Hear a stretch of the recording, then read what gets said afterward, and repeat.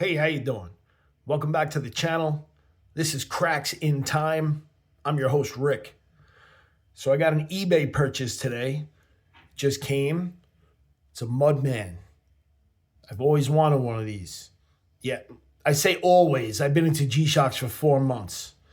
But ever since I've been into G-Shocks, I've wanted one of these. And actually, I got another one coming to me in just as nice condition. So I'm gonna have two of these on hand, and I'm pretty stoked about that because this is a beautiful watch. I paid $26 for this. $26 free shipping. I mean, come on. So you can't beat it. I'm gonna pop in a brand new battery. This looks beautiful. I'm gonna clean it up. I'm not gonna replace. Usually I replace straps immediately because I don't like the filth. I don't like the filth and the vermin of others. But I'm gonna clean this real nice, and I'm gonna keep this strap because this looks real good. So the Mudman, very full featured. It has mud resistance. It has low temperature resistance. So where I live on a mountain. You understand? It gets cold. It gets cold in the wintertime. So when I'm out and about, coming up, it's already December now. I'm gonna need this. I'm gonna need to rely on this for my low temperature resistance. So yeah, I'm gonna replace the battery on this right now. We're gonna play it by ear. I don't know what I'm doing, and we're gonna see how it goes. So I assume I don't see spring bars here. So let's take these off here. These screws, I wonder if the strap is just screwed in. That would be interesting. It looks like it. Yes, it is. That's pretty cool. And I gotta be honest with you, sometimes these spring bars on some of these are annoying. Like the 5600s, for some reason, cause me great distress and anguish when I try to take spring bars off of those. I don't understand. 6900, I just took apart earlier tonight. 2 seconds, spring bars off. 5600, also took apart tonight. Takes forever. I don't understand. But this I like. Screws. There we go. Straps off.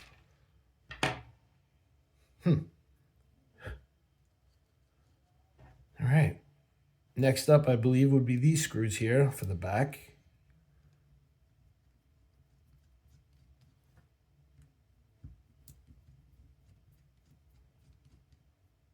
Yeah, this was an as-is purchase.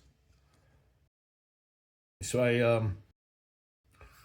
hope everything is good when I put the battery in there. Okay,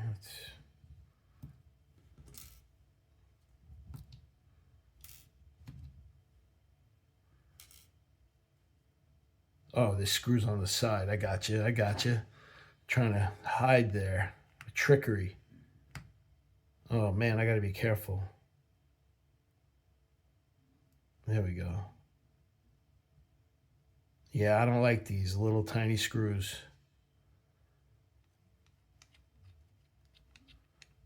All right.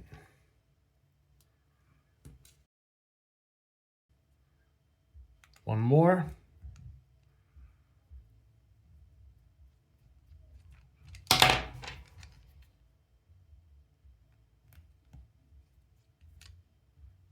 All right. Cool. Now this should pop, believe, right off. There we go. So this goes back there for future reference. Let's get this going here.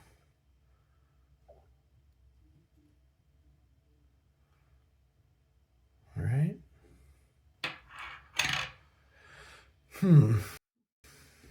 I need some new tweezers. These are a little shot, bent. Just gotta make sure everything There we go. Just like that. Okay. Let's see what we have here. There's AC.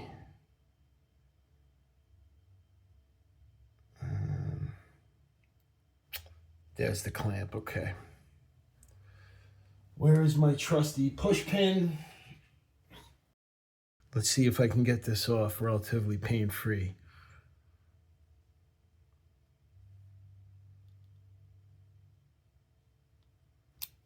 Oh, module just popped out. That sucks.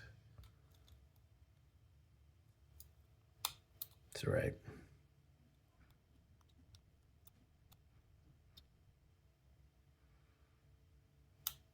There we go. No, yep, nope.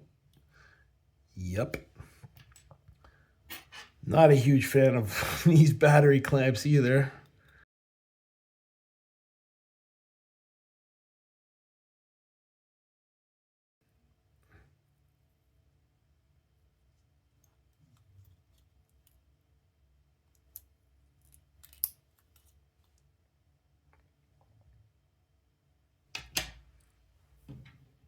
Okay, brand new Energizer. Let's hope I didn't destroy the case somehow. Let's figure it out here. Okay, batteries in. Beautiful, beautiful. All right, finally something goes good today. I've had a couple false starts on these watches. So let's get the AC. Where is that? My eyesight is, there it is. So I assume it's down in there, right there, okay.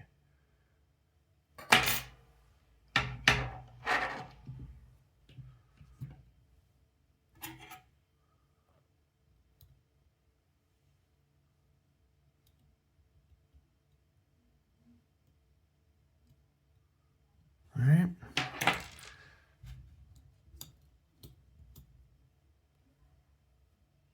It didn't reset there. What's going on here?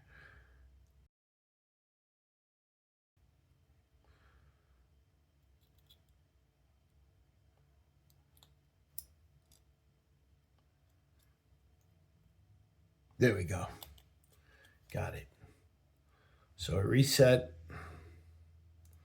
The AC reset. Now let me make sure the module is seated properly.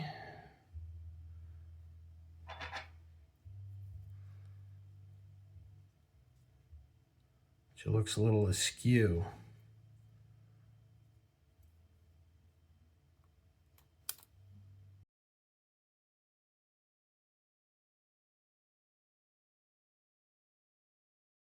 Goodness.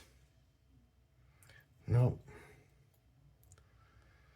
Module.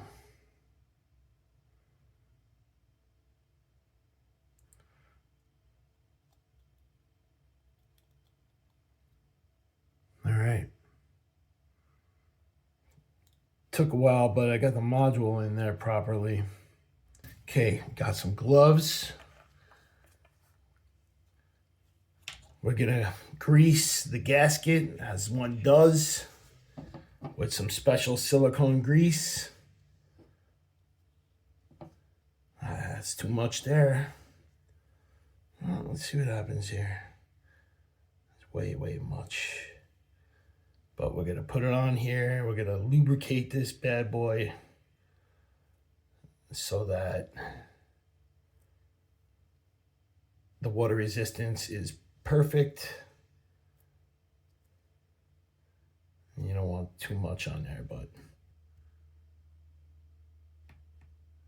these tweezers are useless. Okay.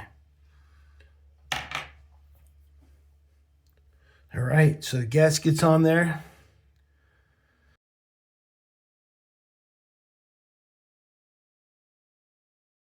spring right there.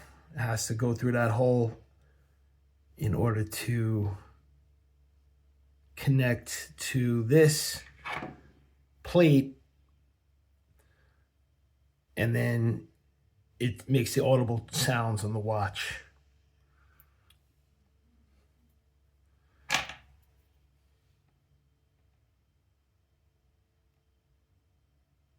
Okay. Should be good to put this on.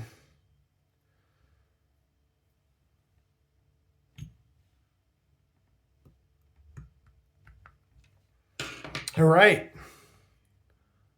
Very cool process here. Very simple process, rather. Everything looks awesome on this watch. Let's check out that backlight here. The vaunted. There we go. Looks real good. Cool. I'm real happy with this, as I am with all my G-Shocks. I mean, $26. Took me a little bit to get the module in there right. It flopped out. I had to seat it back properly. You know, and I got these terrible tweezers. They're bent to shit. So I got to get some new tweezers. And that caused a little bit of a delay there. So again, I'm new at this, so I'm, figuring things out as I go along.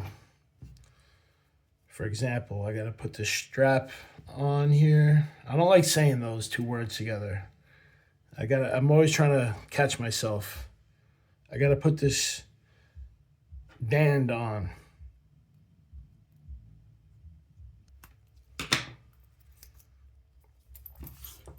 There you have it. Good as new.